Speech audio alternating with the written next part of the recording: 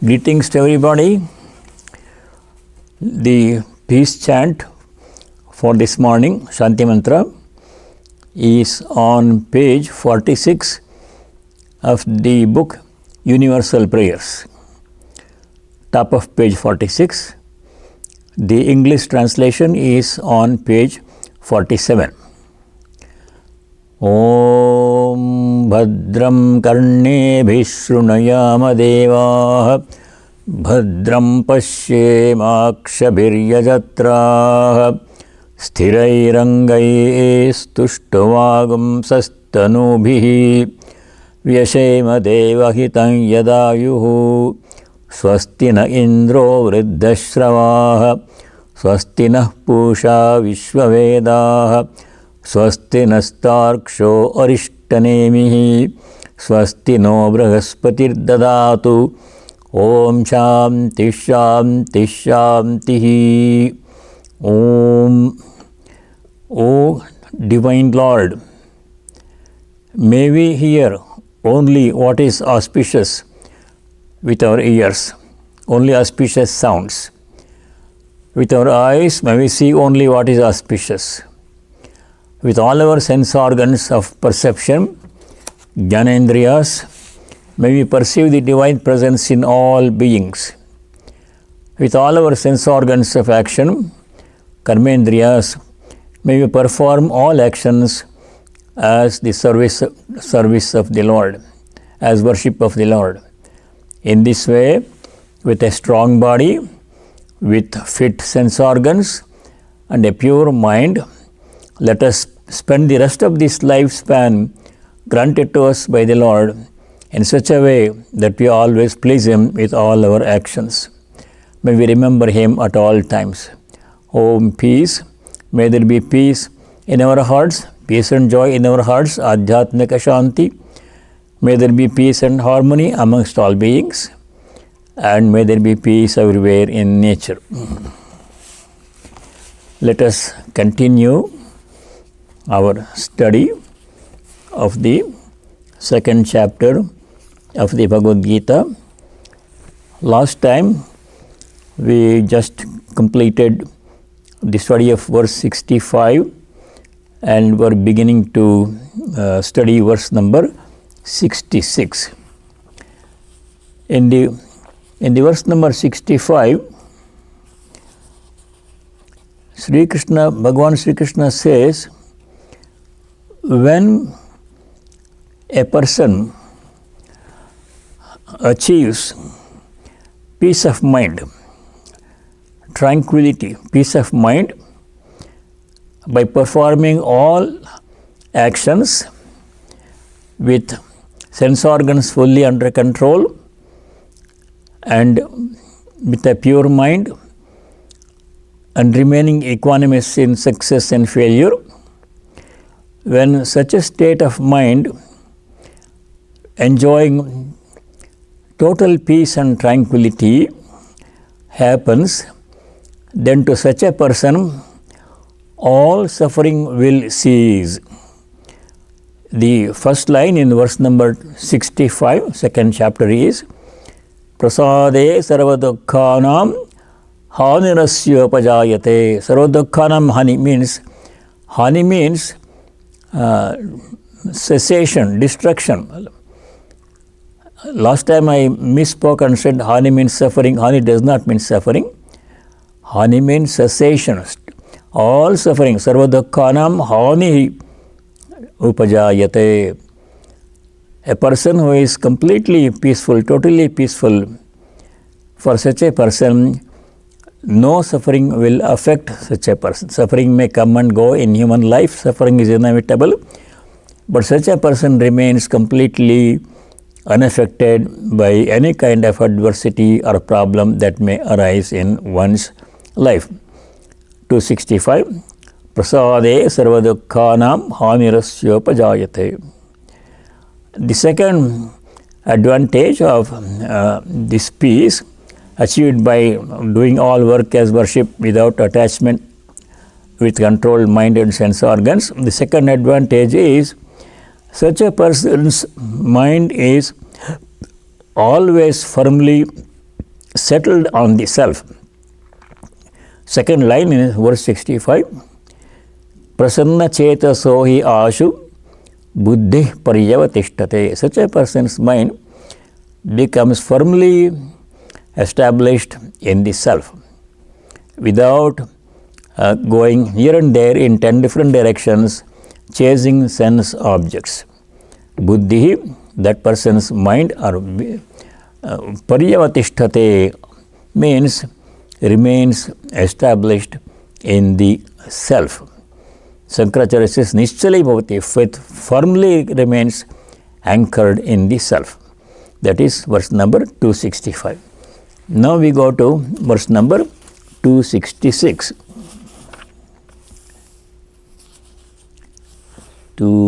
Second chapter, verse number 66.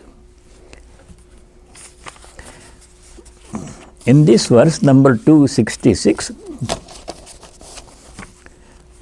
Sri Krishna explains what happens if a person does not perform all actions with a controlled mind and sense organs, and does not becomes upset, becomes attached to the fruits of action, and becomes upset when the action does not bring success or happiness. What happens to such a person? In other words, what happens to a person who does not practice karma yoga? So the verse is 66 in second chapter. Nasti buddhirayuktasya nacha yuktasya bhavana nacha bhavayata shantihi ashantasya kutas sukham. Very nice verse. Ayuktasya buddhi nasti. Ayukta means a person whose mind is not concentrated, whose mind is scattered in different directions, seeking contact with sense objects, hoping to find pleasure in such contacts. Ayukta means, in the commentary, Shankaracharya defines ayukta in this way: asamahita antahkaranam yasya saha, one whose mind is not fully concentrated, scattered in different directions. Yukta is a person who is always absorbed in the self, whose mind is concentrated, and who is also diligently engaged in performing one's duty without attachment to karma and karma phala. That we have seen before. An ordinary person's mind is always roaming in the world of sense objects. They always want to do something in order to find some kind of pleasure or happiness from sense objects. Today I want to watch this game, tomorrow I want to watch that movie or buy that object or buy that thing. For such a person, there is no peace of mind, because the mind is scattered in chasing the sense objects.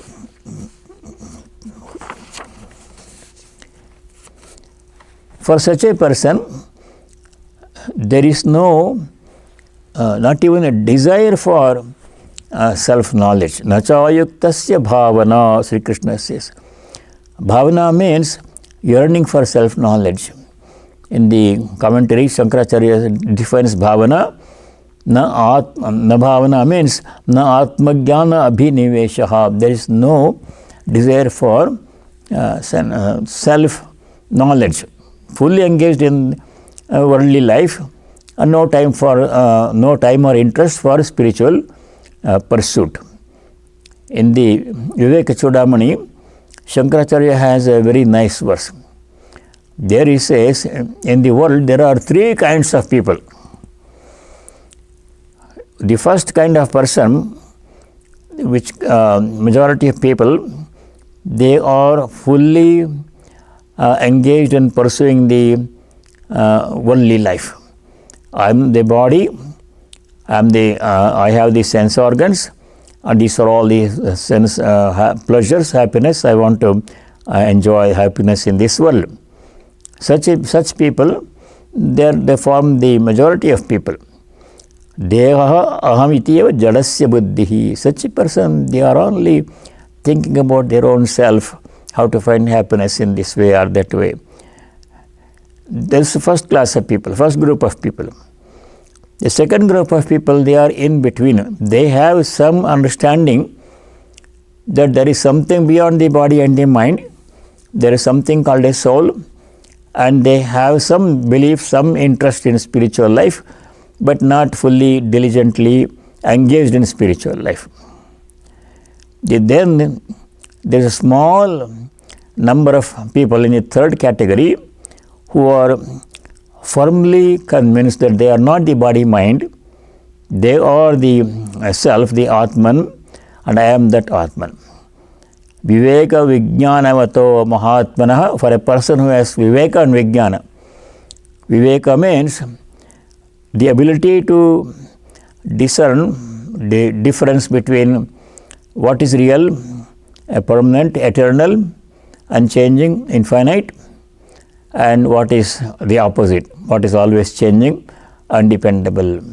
When a person has this kind of discriminatory knowledge, Viveka, and also Vijnana, some experience that there is something beyond the body. I am not the body-mind alone, there is a soul. People of such category are very rare. For a person in the first category who is fully engaged only in the worldly life, whose whole life is limited to the physical plane, physical mental plane, vyavahara, empirical plane, there is no peace. Worldly progress, wealth and fame, etc. cannot give lasting, permanent peace. True, unconditional, lasting peace comes only by practicing either self-knowledge, spiritual pursuits leading to self-knowledge, or by practicing pure devotion. Either way, a person gets complete peace of mind. For a person who gets complete peace of mind, all suffering will cease. To seek happiness only in the world is a futile attempt, because the Lord Himself, who created this world, He has said that there is no happiness in this world. In the 9th chapter of the Bhagavad Gita, Sri Krishna says, Anityam asukam lokam. Anitya means everything in this world is ephemeral, temporary, fleeting, constantly changing. You cannot depend upon anything. If something good is happening now, there is no guarantee it will happen tomorrow also. Things will change in the twinkling of an eye. Anityam asukam lokam. Then what is the solution? There in the 9th chapter, Sri Krishna says, Mam bhajasva, pray to me, take refuge in me. Again in the 8th chapter, Sri Krishna refers to this world as Dukkhalayam Ashashvatam. Dukkhalaya, alaya means house, residence. Dukkhalaya means house of misery. This world is a house of misery. Ashashvatam, it is temporary, ephemeral, always changing. So where to find happiness then? Sthita Prajna finds happiness not in the worldly objects and pursuits, but in this self. In the Upanishad it says, there is no happiness in this world. Bhumaiva sukham na alpe sukham asti. This is the final teaching of Sanat Kumara to Narada in the Chandogya Upanishad. Bhuman means the infinite. Only in the infinite self, eternal, unchanging self, there is true happiness, lasting happiness, unconditional happiness. In the world, there is no true happiness. Sometimes we get some pleasure, then it is quickly followed by pain and unpleasant experiences. So, what we should do? 266 years. Now, that is explained in a little bit later. There are two things we have to do. We will come to that. So, to conclude 266, for a person who is not diligent in performing one's duties. For a person who is attached to sense organs, sense objects, for such a person, there is no yearning for self-knowledge. For such a person, there is no peace. Nacha bhavayata shanti. There is no shanti, there is no peace for such a person. And if there is no peace, where is happiness? Ashantasya kutas sukham. Now we go to verse number 67. Indriyanam nicharatam yanmano navidhiyate tadasya harati prajnam vayurnavamivambhasi. The mind that follows the roving senses robs one, a seeker, of his wisdom. Just as wind sweeps away a boat off its course at sea. A nice example he gives. If the small boat is going in a sea, if the very strong wind comes, it will be swept away. In the same way, if a person's mind follows the sense objects are always seeking contact with sense objects. Sense organs are always seeking contact with sense objects. If a person's mind follows sense organs and pursues sense objects, for such a person, there is no peace of mind. Such a person's mind is drawn in 10 different directions.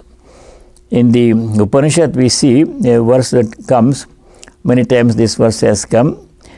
The sense organs and mind have a natural tendency to pursue sense objects in the outside world. It takes a rare person, one among thousands, to reverse this pursuit, to control the mind and without letting it pursue sense objects, making it dwell on the self. Such a person enjoys peace of mind and enjoys the bliss of the self, Atmananda. Therefore, what are we supposed to do? Two things have to be done. One is the prajna distances himself from sense objects. And second, he deals with the required sense objects. Duties have to be done. We cannot stop dealing with sense objects. Everything is a sense object. Even our body, mind, our thoughts, anything other than the self is a sense object. We have to deal with sense objects. There is no other way. But a Sthita Prajna deals with sense subjects, performs the required duties with a controlled mind and controlled sense organs. So, first thing we have to do is to minimize distractions that take our mind in many different directions. Always engaged in some sort of looking for information, cell phone, internet browsing, television, so many distractions are there. We have to minimize these distractions. Second thing is, we should set aside some time, at least some time every day, for Adhyatma Chintanam in solitude. Adhyatma Chintanam means asking ourselves, dwelling on the questions of what is the purpose of life? Why are we here? What are we supposed to do? This time has been given to us in this life. Very precious opportunity. We should not waste this precious opportunity, gift of human birth, in pursuing worldly pleasures which are fleeting, and thinking about the lofty goals of life. What is my goal and how to achieve that? Adhyatma Chintana means some kind of spiritual pursuit, thinking about spiritual topics. This includes devotional practices, study of scriptures, holy company, repeating God's name, performing all the duties without attachment to work and its results. All these things are included. In the Viveka Chudamani, there is a very nice verse where Shankaracharya says, among the animals, each animal has only one strong sense organ. But human beings, all the 5 sense organs are very active and keen in the pursuit of pleasures. For example, a deer, Kuranga, A deer has a very a strong sense of hearing. Hears a melodious sound made by the hunter, stands there captivated by the sound, and the hunter comes and catches it. Elephant, Matanga, it has a very sensitive sense of touch, sparsha. In Kerala and Karnataka and other places, trained, tamed female elephants are sent into the wild to induce, to attract male elephants. The sense of touch is very strong in among the elephants. The third one, Patanga, is a moth, is very much attracted by light. So when there is a light, these moths go and contact the light because they are attracted by the light and they die. The fourth one is Meena. Meena means fish. Fish has a very strong sense of taste, rasa. And when a bait is seen, it tries to swallow the bait and is caught. Finally, Bringa, the bee, is attracted by fragrance, and it goes to chases the flowers, and in that attempt it dies. But for human beings, all the 5 sense organs are very keen. So it's much more difficult for us to withdraw our mind from the sense objects and focus our attention on the self. But it has to be done. And that is explained in verse number 68. 68. Indriyanam nicharatam yanmano nuvidhiyate tadasya harate prajnam vayurunavamivambasi. The mind that conforms to the roving senses robs one of perception, just as the wind sweeps the boat of its course in the sea. So you have to always try to focus your attention not on the worldly objects, but on the self within, and pursuing knowledge of the self or pure devotion. They both bring the same outcome. Now we go to verse number 68. Tasmad yasya mahabaho nigrihitani sarvashah indriyani indriyarthebhyastasya prajna pratisthita. Therefore, O Arjuna, his wisdom is stable, whose senses have been withdrawn on all sides from their respective objects, sense objects.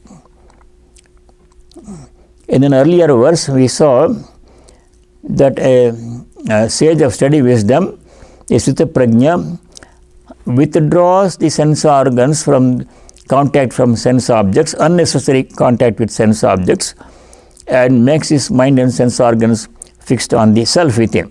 This verse, there is a comparison to a tortoise, yada sammarate chayam, that verse. A tortoise, when it senses danger, withdraws all its sense organs and keeps them firmly sheltered under the shell. The shell is very strong, impenetrable. In the same way, so many sense objects are there around us everywhere in the world. This whole world is full of sense objects only. So we have to control our sense organs, not allow the sense organs to pursue sense objects unnecessarily, and then make our mind fixed on the self within. So here in the verse 68, Sri Krishna says, that person whose sense organs are controlled, such a person enjoys eternal peace. Tasya prajna prati, person's mind is fixed on the self. Prajna here means, it translated as viveka. Atmanatma viveka is that is the translation that Shankara gives for the word prajna. That person who has this viveka, such a person enjoys eternal peace. In the Ashtavakra Samhita, which many of you studied with Swamiji, Swami Atmagyanandaji, the very first verse is a question by Janaka. The Emperor Janaka was a Brahmagyani, and Ashtavakra and Janaka have a conversation in this book. So Janaka asks Ashtavakra, what is the way to achieve liberation? What is the way to achieve self-knowledge and liberation? How does a person can get vairagya, renunciation of ephemeral objects, desire for ephemeral objects? That was the question. In response to this question, Ashtavakra gives a very interesting answer, very important verse, the second verse in the first chapter. So Ashtavakra says, Mukti michasi chetata vishayan vishavatyaja Kshamarjava dayatosha satyam piyushavad bhaja. Very interesting verse, very important verse. Oh dear Janaka Tata, Mukti michasi chet, if you desire liberation, two things have to be done. One is give up attachment to all sense objects as if they were poison. Vishayan vishavatyaja. If you aspire for liberation, shun the sense objects as if they were poison. The second thing is cultivation of certain virtues. Two instructions, one negative instruction, what not to do, and second instruction positive, what things to do. So the first thing to do is to give up chasing pleasures in sense objects. Second thing is Kshama Arjava Daya Tosham Satyam Piyushavat Bhaja. Piyusha means nectar, amrita. Practice Kshama means either forgiveness or forbearance. Practice forgiveness or forbearance. Arjava means straightforwardness. Arjava comes several times in the Gita. Arjava means making our thoughts, our speech and our action all the same. Harmonizing all three aspects of our personality. What we think must be same as what we say, and that must be same as what we do. Thinking something in your mind, saying something which is different from what we are thinking, and doing something which is entirely different from what we think and what we say, this is not good for spiritual seekers. Arjava, Kshama, Arjava, Daya means compassion, compassion towards all beings. Tosha means contentment. Contentment comes several times in the Gita. We should be content with what we have. If you are greedy, opposite of contentment is greed. We are never content. We want more and more. Such a person's mind will never be peaceful. So last time we saw the story of the farmer who was greedy for land and how it ended in his death, in pursuit of more land. Daya, Tosham, contentment, Satyam, truthfulness.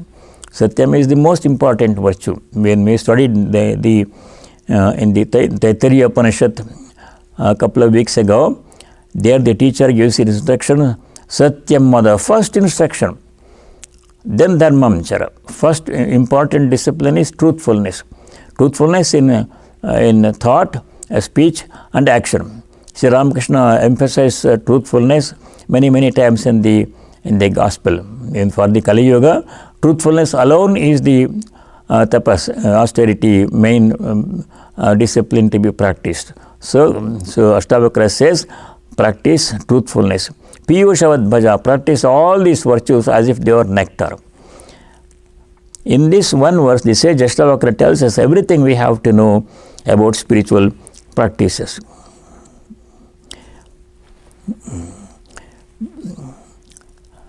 Why we should shun sense objects? We have seen this before. We cannot shun sense objects. We have to deal with them to perform our equal duties. But unnecessary contact with harmful contact with sense objects is to be given up. The impediment to self-realization and freedom is our preoccupation with the objective of the world.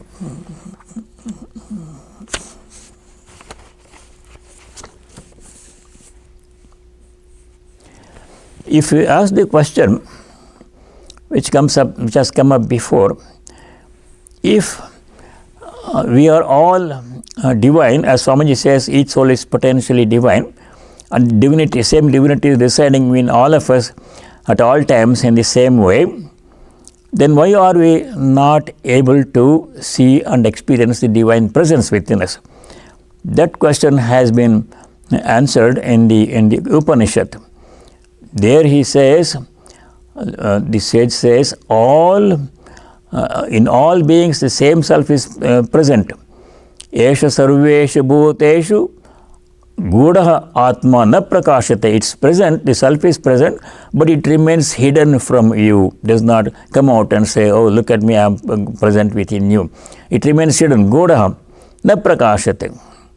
So what is to be done? What is the obstruction? Why don't we see the self if it is there within everyone? The obstruction is our mind. If the mind is full of all kinds of thoughts, then that acts as a shield, as a concrete wall between us and the self, and we are not able to see the mind. What is the solution? To purify the mind by various spiritual any kind of spiritual practices, devotional practices, and give up our attachment to sense objects. Then what happens? The obstruction is removed, and the presence of the divine presence within us can be experienced. This is the reason why the scriptures often ask us to give up excessive preoccupation with sense objects.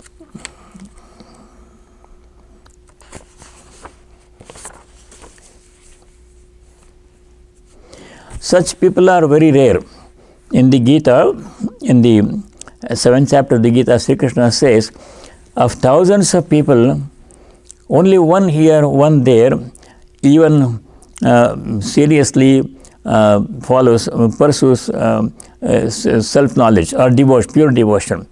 He says, Manushyanam sahasreshu kasid yatati siddhaye, tries for perfection. Of thousands of people, one person, rare person here and there, tries for perfection, for liberation. Of those few who try, only a few actually achieve it. Yatatamepi siddhanam kaschin meti tattvata. This is verse number 3 in chapter number 7. This is why a sage of steady wisdom, Sthita Prajna, a rare person, gives up unnecessary contact with sense objects. Now the second question, how to give up contact with sense objects? Is it even possible to give up contact with sense objects? Not physically possible, because even our body itself is a sense object. So then what we should do? There are two things have been suggested. To avoid all contact with harmful and unnecessary contact with sense objects, and second thing, to maintain contact with beneficial and unavoidable sense objects to perform the required duties. And when we perform our duties, as we have to keep two things in mind. We should keep the sense organs under control, and we should keep the mind under control, and we should be free from likes and dislikes, attachment and aversion towards objects and the fruits of our action. This was explained in an earlier verse. Raga dvesha viyuktaistu vishayon indriyaischcharan. We have to engage our sense organ, sense object. There is no alternative. But we should do this with keeping aside our likes and dislikes, attachment and aversion. Atmavashari videya atma, atmavashari indriyahi. By controlling our sense organs, then we should perform our required duties. That is why in the opening prayer at the beginning of this class, we chanted this prayer, Bhadram Karne Vishrunayama Deva. We have been given all the sense organs, eyes, ears and hands and feet. We have to engage them only in auspicious deeds. May we see only what is auspicious with our eyes. May we hear only what is auspicious with our ears, etc. Now, how to practice this detachment? There are several hints that we have studied before. Let us consider some of them. How to practice detachment from sense objects. We all have to have a place to stay. People become attached to everything, to place where we stay, to money, to family, to children, to work and property and everything. We become attached to them. World is a very sticky place. Like entering a dark room coated with a dark soot. No matter how careful you are, something will stick to us. So, in the Gospel, Sri Ramakrishna gives several hints. For example, the property we have. Everybody has some property, some clothes, some money, somebody has a house or a car or whatever. Then towards the property, we should cultivate this attitude. This is not mine. This belongs to the Lord, and I am only a temporary custodian. I am temporarily in charge of these things. These things have been given to me because I wanted them.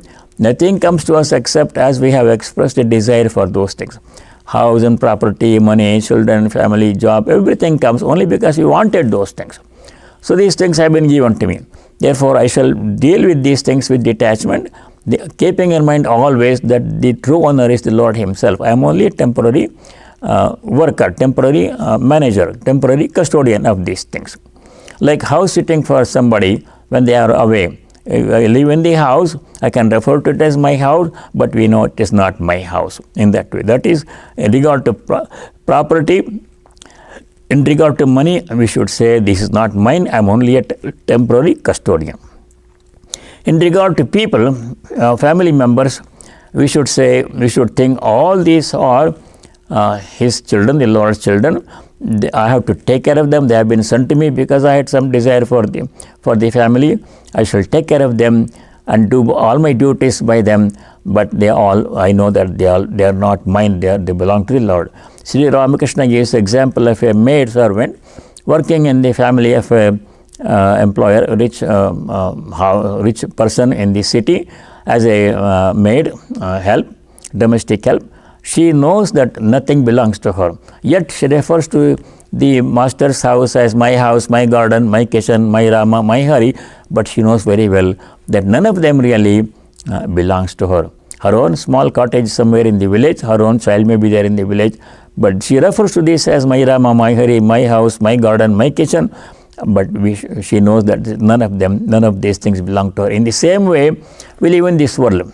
We have been given certain things. This body has been given to us. Why did we get the body? Because we wanted a body. Embodiment will not happen unless there is some desire in our minds. So body has been given, and other things have been given. Parents and children and relatives and co-workers and property, house, money, everything has been given because these things we wanted to enjoy. Now, having been given these things, we should deal with them, do our duty by all of them, take care of them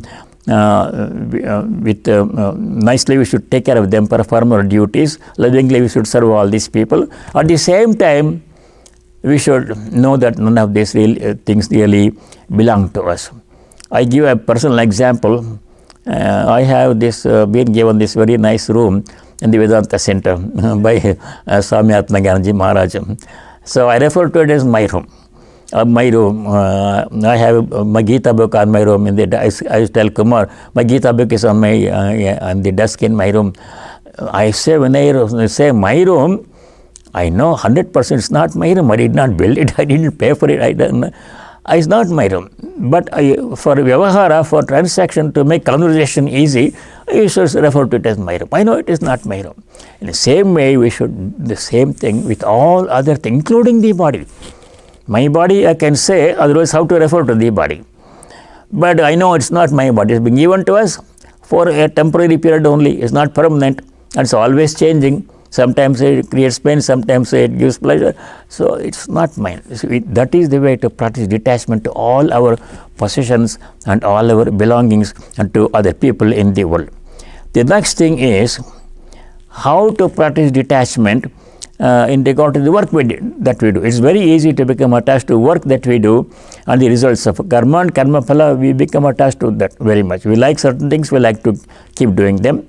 And this is my work, I don't want anybody else to do it, or this is not my work, I don't want to do it. These things have to be given up. Work is to be seen as an opportunity for spiritual practice. By performing all our work as offering, as Sri Krishna says in many places in the Gita, whatever you do, do it as an offering to me. by doing everything as an offering, we can become free from attachment to the work. When something is given away to somebody, then we no longer have any connection with that object. If work is done as an offering, as worship, as he says later in the 18th chapter in the Gita, perform all work as worship, my worship. Swakarmana tamabhyarcha seddhyam vindati manavaha. A person, human being, achieves perfection by performing all actions as my worship. Perfection here means mind becomes pure, mind becomes able to meditate on the self. That is the result of performing all our actions with as worship or as offering. Many places Sri Krishna said, do whatever you do, including eating specifically, do it as an offering to me. When you offer something to somebody, then we don't have any more connection with that. Once it is given away, what happens to it, whether that person uses it or give it to somebody or recycles it or throws away, it's none of our concern. We should not even think that I gave this to somebody. Work is like that. Work is to be done. Say this is being offered to Sri Ramakrishna or to Krishna or what chosen ideal, and done my part, and nothing more connection with that one. That way we can practice detachment from work and its results. So when we read in the Gita verse 68, when we read, a sage of steady wisdom withdraws sense organs from sense objects, we should understand that he is not totally inactive. We have to engage sense organs with sense objects, but with detachment. All work is done as an offering and remaining equanimous in success and failure. This comes many times in the Gita. And then a person remains detached and is not bound by the actions, does not become attached. That is the second thing we have to do. Now we go to verse number 69. Verse number 69. Ya nisha sarva bhutanam tasyam jagarti samyami yasyam jagrati bhutani sa nisha pashyato mune. Ya nisha sarva bhutanam tasyam jagarti samyami yasyam jagrati bhutani sa nisha pashyato mune. The restrained ascetic, the sage, is awake in what is night for all living beings, while when these latter are awake, it is night for the silent sage who perceives. This should not be taken literally. It does not mean that when other people are sleeping, we should be awake all night, and when other people are awake, we should sleep. That's not what is meant. We have to, the sage pursues things which are not of interest to most ordinary people, spiritual pursuit. And what ordinary people most like, sensory pleasure, sense of, the sage does not pursue them. The sage who has thus restrained his senses is awake, that means pursues that which is not seen by the worldly people. Worldly people are rarely, as we saw before, rarely people are interested in spiritual life. They are mostly interested in worldly life, how to succeed in, how to get promotion, how to make more money, how to enjoy. That's the interest generally of majority of people. A sage has no interest in such things. And vice versa, yasyam jagrati bhutani, tasyam yanisha sarva bhutani, of these things which are not of interest, which is night, not of interest to majority of people, namely spiritual pursuit, self-knowledge, pure devotion, in that the sage is really interested and pursues them. The interests and pursuits of a sage are diametrically opposite to those of the worldly people. A worldly person seeks enjoyment in this world and in heaven. Iha mutra phalabhoga viraga. Renunciation means giving up enjoyment in the world hereafter too. People perform certain austerities and charity and pilgrimage, etc., hoping that they will go to heaven, enjoy there also. Ordinary people seek enjoyment here in this world, and they also seek enjoyment in the life hereafter, in the world, in the next world, in the heaven, when you think we go where we go to after giving up this body. Sensory pleasures and comfort of the body, worldly knowledge, aparavidya, which may bring scholarship, which may bring rewards and fame, but is not conducive to self-knowledge. Shankaracharya gives three kinds of pursuits that are ordinary pursued by that are generally pursued by ordinary people. First is lokana vartanam, worldly pursuits, how to succeed in this world, how to make more money, how to do this one, how to enjoy happiness, all in this world and next world also, lokana vartanam. Second thing is dehana vartanam, pursuit of the pleasure of the body, what kind of dress to wear, what kind of food to eat, and when can I go to that some vacation or spa where things are very happy, pleasant experiences, dehana vartanam. Third thing is, some people do shastra nivartanam. Shastra means scripture, study of scriptures. They are very much interested. They spend all their time in study of scriptures. But merely studying the scriptures for the sake of scholarship is not beneficial. It may bring some fame, it may bring some recognition, it may bring some titles, it may bring some money, but does not take us to give us, lead us to liberation. So these three are the ordinary pursuits of the majority of people, and in these three things, the sage of study wisdom is not interested. When these things are pursued by others, he pursues something which is opposite. A sage pursues what is called Paramartha Tattvam. Shankara calls Paramartha Tattva means the supreme truth. Who are we? What is our true nature? Who am I? Am I the body? Am I the mind? Or am I the self? The scripture says you are that self, Tattvamasi, or Aham Brahmasmi. That knowledge of the self we have to pursue, a sage pursues, which is not pursued by the majority of ordinary people who are only interested in worldly pursuits.